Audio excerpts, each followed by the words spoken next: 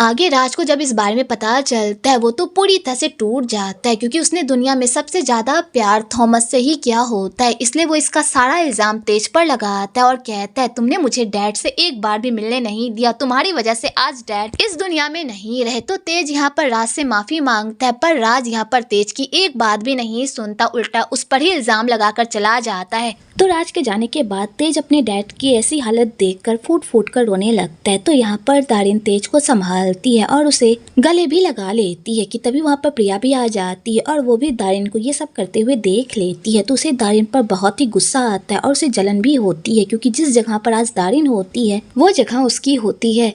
अगले दिन थॉमस का अंतिम संस्कार मनाया जाता है, जहाँ पर सारे लोग आकर थॉमस को श्रद्धांजलि देते हैं। तो यहाँ पर मुकमनी ऐसे मौके पर भी राज को अपनी साइड करने की कोशिश करती है, क्योंकि राज बहुत ही कैपेबल होता है और उसके पास 10% शेयर होता है जो मुकमनी को चाहिए होती है थॉमस की कंपनी पर अपना राज जमाने के लिए। पर राज यहाँ पर भी मुकमनी की बात काट देता है, ये कहकर कि अभी मैं कुछ भी इस बारे में बात नहीं करना चाहता, मेरे डैड का अंतिम संस्कार चल रहा है, प्लीज इसे शांतिपूर्वक होने दो।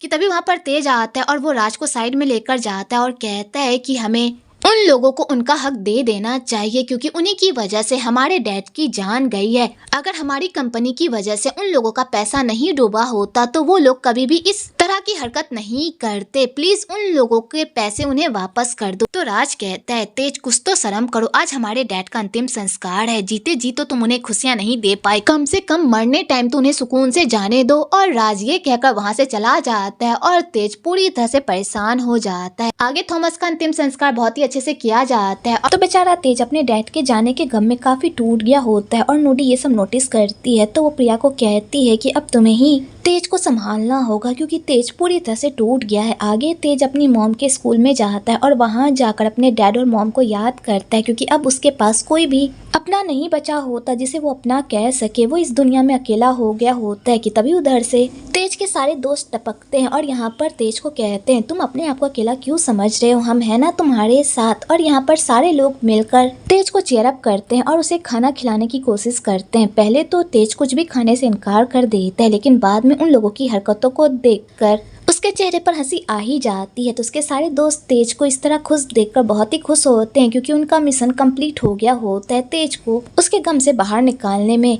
इधर राज अपने डैड के ऑफिस जाता है और वहाँ पर अपने डैड को याद करके फूट फूट कर रोता है, क्योंकि राज ने पूरी दुनिया में सबसे ज्यादा प्यार अपने डैड से ही किया होता है और अब उसके डैड भी उसके पास नहीं होते, जिस वजह से वो अनाथ हो गया होता है। उसके अगले दिन थॉमस की विल पढ़ी जाती है, जहाँ पर लॉयर उन लोगों को बताता है कि थॉमस ने अपनी सारी शेयर्स अपने बेटे तेज के नाम पर कर दी है और सारी प्रॉपर्टी भी, और कुछ प्रॉपर्टी उन्होंने राज के नाम पर की है। तो राज जैसे ये सारी बातें सुनता है वो तो पूरी तरह से दंग रह जाता है, क्योंकि उसने अपने डैड को इतना प्यार दिया, इतना सम्मान दिया, लेकिन उसके डैड उसके लिए कुछ भी छोड़कर नहीं गए। तो तेज भी अपने डैड की इस विल को जानकर तो पूरी तरह से शॉक्ड हो जाता है और उसे यकीन नहीं होता कि उसके डैड अपने सारे शेयर्स उसके नाम पर करके गए हैं। इधर दारिन फिर से लॉयर के पास जाती है और उनसे स्पेशली पूछती है कि क्या सच में थॉमस मेरे नाम पर कुछ भी करके नहीं गया है। तो लॉयर उसे बताता है कि सच में थॉमस उसके नाम पर कुछ भी करके नहीं गया। तो दारिन जब ये सारी बातें सुनती है वो तो पूरी तरह से शॉक्ड हो जाती है। इधर तेज राज को समझाने के लिए जाता है कि डैड ने ये सब कुछ जानबूझकर नहीं किया है, पक्का उनका कोई ना कोई मकसद होगा ये सब करने का। तो तुम्हें पता ही है कि डैड बिजनेस के मामले में कितने सख्त हैं, तो वो मेरे नाम पर अपने सारे शेयर्स कैसे छोड़कर जा सकते हैं, पक्का उनका ये सब करने का कोई ना कोई मोटिव जरूर होगा। तो राज कहता है तुम्हें नहीं पता डैड ने ये सब क्यों किया, डैड ने ये सब इसलिए किया क्योंकि तुम डैड के रियल बेटे थे,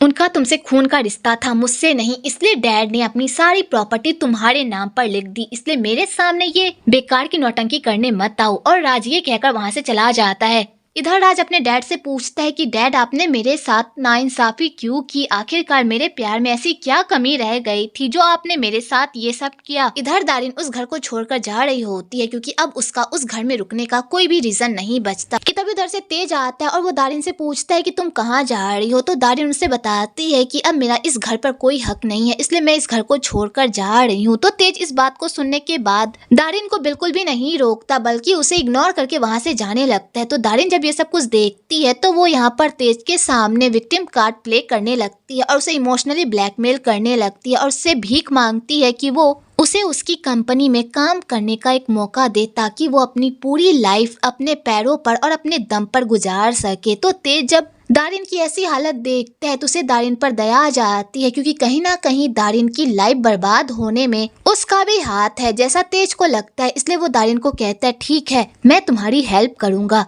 इधर मुकमनी थॉमस के इस कारनामे को देखकर काफी परेशान हो रही होती है, क्योंकि थॉमस ने अपने 30% शेयर अपने बेटे तेज के नाम पर कर दी होती है, जो ऑलरेडी 15% शेयर का मालिक होता है, और ऊपर से राज भी 10% शेयर का मालिक होता है, जिस वजह से मुकमनी काफी टेंशन में रहती है, क्योंकि अगर राज ने तेज का साथ दिया तो उन लोगों के शेयर्स 55% हो जाएंगे और मुकमनी के पास तो 45% शेयर ही है, जिससे मुकमनी कभी भी थॉमस की कंपनी पर अपना राज नहीं जमा पाएगी। इसलिए वो राज को अपनी तरफ करने की प्लानिंग करती है। दूसरी तरफ राज अपने पेन को कम करने के लिए ड्रिंक कर रहा होता है कि तभी वहाँ पर मीका आती है, और यहाँ पर मीका फिर से राज को तेज के खिलाफ भड़काने की कोशिश करती है ताकि वो राज को अपनी साइड ले सके। तो राज भी यहाँ पर मीका को कहता है, तुम्हें क्या लगता है कि मुझे तुम लोगों का गेम नहीं पता?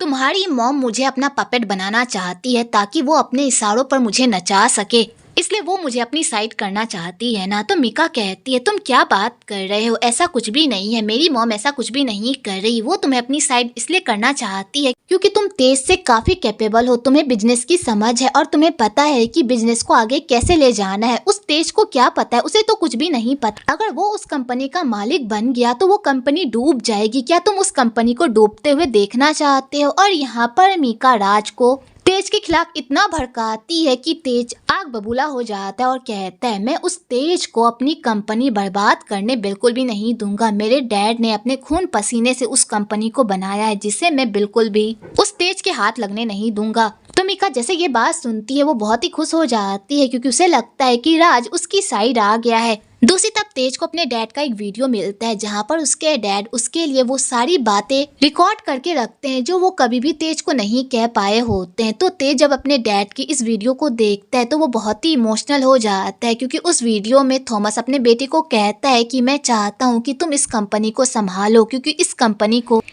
कंपनी को एक ऐसे लीडर की जरूरत है जो सारे लोगों के साथ पूरी सच्चाई और ईमानदारी के साथ रहे, किसी के साथ कोई अन्याय ना करे, और ये सारी खूबी मुझे तुम में दिखती है, इसलिए मैं चाहता हूँ कि तुम इस कंपनी को संभालो। तो तेज जब अपने डैड की ये सारी बातें सुनता है तो वो काफी इमोशनल हो जाता है और फूट फूट कर रोने भी लगता है। अगले दिन फिर से बोर्ड मीटिंग बिठाई जाती है जहाँ पर मुकमनी सारे शेयर होल्डर को अपनी तरफ कर लेती है ताकि वो लोग राज को इस कंपनी का नया सीईओ बना दे। तो सारे शेयर होल्डर राज की तरफ वोट कर ही रहे होते हैं कि तभी वहाँ पर तेज आकर एक नया बम फोड़ देता है और पूरी मीडिया के सामने ये अनाउंस कर देता है कि वो इस कंपनी के सीईओ पोजीशन के लिए खुद को नॉमिनेट करता है। वो पूरी फेयर कंपटीशन के साथ इस कंपनी के सीईओ पद को हासिल करेगा। तो राज जैसे ये बात सुनता है वो तो पूरी तरह से शॉक्ड हो जाता है, और मुकमनी भी ये सब देखकर पूरी तरह से शॉक्ड हो जाती है और उसे तेज पर बहुत गुस्सा भी आता है, लेकिन वो चाहकर भी तेज को कुछ भी नहीं कह पाती क्योंकि पूरी मीडिया वहाँ पर होती है। आगे सारे लोग ऑफिस जाते हैं जहाँ पर मुकमनी तेज पर बहुत ही भड़कती है कि वो इस तरह के कारनामे पूरी मीडिया के सामने कैसे कर सकता है, जबकि उसे बिजनेस के बारे में तो कुछ भी नहीं पता, तो वो खुद को सीईओ के पोजीशन के लिए नॉमिनेट कैसे कर सकता है। तो तेज कहता है, भले ही मुझे इस कंपनी के बारे में कुछ भी नहीं पता, लेकिन मैं सब कुछ सीखना चाहता हूँ और फेयरली इस पोजीशन को हासिल करना चाहता हूँ। अगर आप लोग मुझे एक मौका दे। और यहाँ पर तेज सारे शेयर होल्डर के सामने रिक्वेस्ट करता है, जिस वजह से वो लोग भी तेज को नहीं मना कर पाते और उन लोगों को मजबूरन तेज का साथ देना पड़ता है और उसकी बात माननी पड़ती है। आगे तेज दारिन के साथ वहाँ से निकल जाता है क्योंकि तेज ने दारिन को अपनी सेक्रेटरी के रूप में अपॉइंट किया हो, इसलिए दारिन उसके साथ काम कर रही होती है। दूसरी तरफ प्रिया तेज से मिलने के लिए उसके ऑफिस आती है, लेकिन जब वो तेज को दारिन के साथ देखती है तो उसे बिल्कुल भी अच्छा नहीं लगता, बल्कि उसे बहुत ही बुरा लगता है। इसलिए वो तेज से नहीं मिलती बल्कि उससे मिले बिना ही वहाँ से चली जाती है। आगे तेज घर जाता है और वहाँ जाकर सारे बोर्ड मेंबर्स के बारे में जांच पड़ताल करता है ताकि वो सारे बोर्ड मेंबर्स को अपनी साइड कर सके। तो यहाँ पर दारिन भी तेज के सामने अपना नंबर बढ़ाने के लिए उसके काम में उसका हाथ बटाने लगती है और जानबूझकर उसके करीब जाने लगती है। पर तेज को ये सब बिल्कुल भी अच्छा नहीं लगता, इसलिए वो दारिन को कहता है, दारिन जाओ तुम आराम कर लो, तुम काफी थक गई होगी, अगर मुझे किसी भी चीज में तुम्हारी जरूरत होगी तो मैं तुम्हें बुला लूंगा। और वो ये कहकर दारिन को वहाँ से भगा देता है और उसके बाद वो प्रिया को कॉल करता है, पर प्रिया उसका फोन नहीं उठाती बल्कि उसे इग्नोर मारती है। तो यहाँ पर प्रिया का भाई प्रिया को कहता है, तुम तेज के कॉल को इग्नोर क्यों मार रही हो, कहीं तुम्हें सच में उससे प्यार तो नहीं हो गया। तो प्रिया कहती है, तुम क्या बकवास कर रहे हो, ऐसा कुछ भी नहीं है। तो यहाँ पर सारे लोग प्रिया को टीज करने लगते हैं। तो प्रिया कहती है, अगर मुझे उससे प्यार हो भी गया तो भी हम दोनों एक नहीं हो सकते, हम दोनों की दुनिया बहुत ही अलग है, इसलिए हमारी भलाई इसी में है कि हम दोनों एक दूसरे से दूर रहें। अगले दिन प्रिया काम पर जा रही होती है कि तभी वहाँ पर वो फिर से लोन शार्क वाला बुढ़ा टपक पड़ता है और वो प्रिया से फिर से पैसे छीन लेता है और उसके बाद वो उसे तेज को लेकर टोंट मारने लगता है कि उस अमीर इंसान ने तुम्हें यूज करके छोड़ दिया ना, और वो उसका खूब मजाक उड़ाने लगता है। तो इस बात पर प्रिया को बहुत ही गुस्सा आ जाता है और वो उस बुढ़े को करारा जवाब देती है और कहती है कि वो मुझे क्या छोड़ेगा, मैंने उसे छोड़ दिया, आइंदा से अगर तुम मुझे यहाँ पर फिर से पैसे मांगते हुए दिखे ना तो मैं तुम्हारा ऐसा सर फोड़ूंगी कि तुम सोच भी नहीं पाओगे। और यहाँ पर प्रिया उस बुढ़े को डरा धमका कर चली जाती है और वो बुढ़ा पूरी तरह से हैरान हो जाता है। आगे प्रिया काम पर जा ही रही होती है कि तभी उधर से तेज आ जाता है और वो प्रिया से पूछता है कि तुम मुझे इग्नोर क्यों मार रही हो और मेरा कॉल क्यों नहीं उठा रही। तो प्रिया कहती है, बस इतनी सी बात पूछने के लिए तुम यहाँ पर आ गए। तो तेज कहता है, तुम्हें ये इतनी सी बात लगती है, तुम पहले बताओ कि तुम मेरा फोन क्यों नहीं उठा रही। और तेज ये सारी बातें प्रिया से पूछ ही रहा होता है कि तभी उधर से राज आ जाता है और वो तेज को टोंट मारकर कहता है, तुम्हें समझ नहीं आ रहा कि अगर कोई लड़की तुम्हारा फोन ना उठाए और तुम्हें इग्नोर करे तो इसका मतलब साफ साफ यही है कि वो लड़की तुमसे दूर रहना चाहती है। तो तेज कहता है, अपनी बकवास बंद करो, प्रिया मेरे साथ चलो, मुझे तुमसे कुछ बात करनी है। तो यहाँ पर राज भी प्रिया को कहता है, प्रिया मेरे साथ चलो, मुझे तुमसे कुछ बात करनी है। और यहाँ पर फिर से ये दोनों प्रिया को लेकर लड़ने लगते हैं। तो प्रिया इन दोनों की लड़ाई को शांत करने के लिए कहती है, जो भी मुझे सबसे पहले पे करेगा मैं उसी के साथ जाऊंगी। तो यहाँ पर राज प्रिया को पैसे पे कर देता है। तो प्रिया ये देखकर पूरी तरह से हैरान हो जाती है और वो राज को कहती है, ठीक है मैं तुमसे मिलूंगी, लेकिन उससे पहले मुझे कहीं और जाना है, पहले मैं वो अपॉइंटमेंट हैंडल कर लूं, उसके बाद मैं तुमसे मिलूंगी। और प्रिया ये कहकर वहाँ से चली जाती है और तेज ये देखकर राज का मजाक बनाने लगता है। आगे प्रिया अपने कस्टमर के लिए सामान ले रही होती है कि तभी उधर से राज आ जाता है। तो प्रिया राज को देखकर पूरी तरह से शॉक्ड हो जाती है और वो राज से पूछती है, कहीं तुम मेरा पीछा तो नहीं कर रहे। तो राज कहता है, हाँ मैं तुम्हारा पीछा ही कर रहा था। तो प्रिया कहती है, मैंने तुमसे कोई झूठ नहीं बोला था, मैं सच में काम पर थी, इसलिए मैंने तुम्हें कहा कि मैं तुमसे बाद में मिलूंगी। तो राज कहता है, प्रिया तुम इतना घबरा क्यों रही हो, मुझे पता है कि तुम मुझसे कभी भी झूठ नहीं बोल सकती। तो प्रिया कहती है, राज कहीं तुम मुझे पसंद तो नहीं करने लगे, इसलिए तुम मेरी इतनी परवाह करते हो और मेरे पीछे इतना घूमते हो। अगर ऐसी बात है तो मैं तुम्हें पहले ही बता दूं, मेरा प्यार से कोई लेना देना नहीं है, इसलिए तुम्हें मुझसे कोई फायदा नहीं मिलने वाला। तो राज कहता है, कहीं तुम तेज से प्यार तो नहीं करती ना। तो प्रिया इस बात को सुनकर थोड़ा घबरा जाती है, लेकिन वो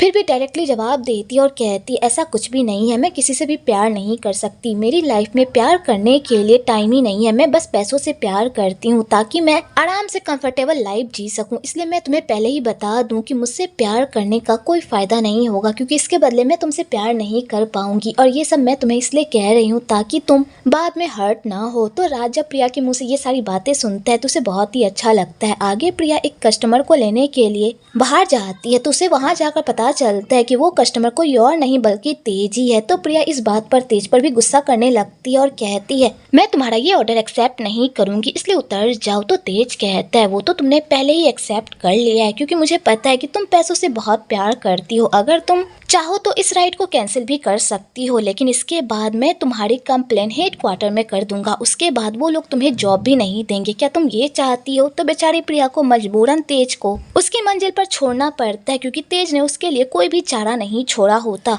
इधर दारिन ऑफिस का कुछ काम कर रही होती है कि तभी राज उधर से आता है और दारिन को काम करते हुए देखता है तो वो उसका मजाक उड़ाने लगता है और कहता है, तुम्हें लगता है कि तुम इस तरह काम करके कंपनी में टिक जाओगी, बिल्कुल भी नहीं, तुम जैसे लोगों की कंपनी में कोई जरूरत नहीं है। तो दारिन भी कहती है, कोई भी इंसान माँ के पेट से सब कुछ सीख कर नहीं आता, बल्कि यहाँ पर सब कुछ सीखता है, तो उसी तरह मैं ऑफिस के भी काम सीख जाऊंगी, तुम्हें टेंशन लेने की कोई जरूरत नहीं है। तो राज कहता है, वो कंपनी है कोई स्कूल नहीं जहाँ पर तुम पढ़ाई करने के लिए जाओगी, उस कंपनी में सारे प्रोफेशनल लोग काम करते हैं जिन्हें पहले से काम आता है, ना कि तुम जैसे नौ सीखिए। और राज ये कहकर अपने डैड के स्टडी रूम को देखने लगता है, जिसे देखकर उसे अपने डैड की याद आने लगती है। तो वो स्टडी रूम में जाने लगता है, लेकिन तभी दारिन उसे रोकती है और कहती है बिना तेज की परमिशन के तुम यहाँ पर नहीं जा सकते। तो राज कहता है क्या तेज ने तुम्हें ये सब करने को कहा है? तो दारिन कहती है नहीं, मुझे तेज ने नहीं कहा, लेकिन इन सब पर अब तेज का हक है, तो तुम बिना तेज की परमिशन के कहीं भी नहीं जा सकते। तो इस बात पर राज को गुस्सा आ जाता है और वो दारिन को कहता है दारिन,